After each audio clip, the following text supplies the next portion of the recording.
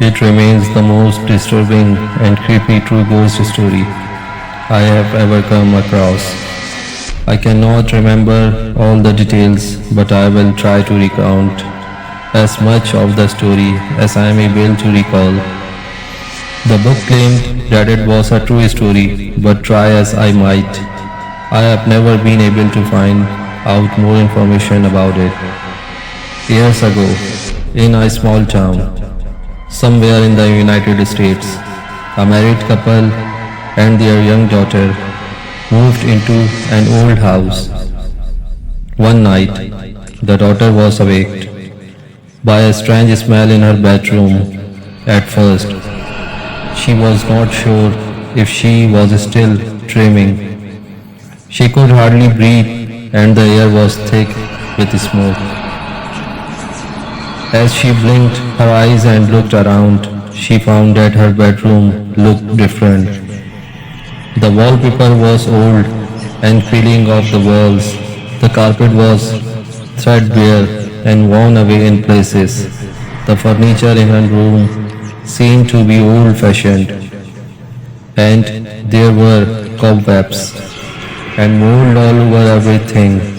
Frightened, she jumped out of bed and tried to make her way down the hall to her parents' room. Minutes later, the family who lived next door heard a scream outside their house and a rapping on their front door. When they opened the door, they found the little girl standing there. She was crying and babbling incoherently and kept pointing to her own house. When they looked across the garden wall, they saw that her house was on fire. They immediately called the fire brigade, who arrived minutes later and put out the fire. Sadly, most of the house was burned beyond repair, and in the rubble, they found the bodies of the little girl's parents.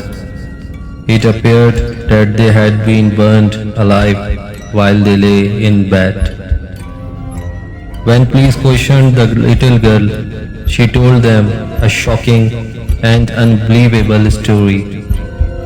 When she had woken up during the night, she went to her parents' room and opened the door.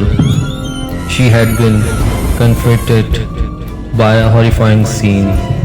Her parents lay dead in bed, and there were two young black boys standing over them.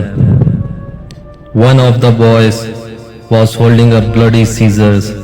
The girl said she began screaming and fled to the neighbor's house.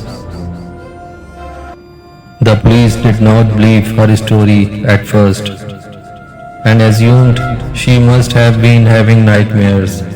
But when they researched the history of the house, they found that it had originally been a reform school for young black boys. The boys were treated horribly by the people who ran the reform school, and it had eventually been closed down and converted into a residential property.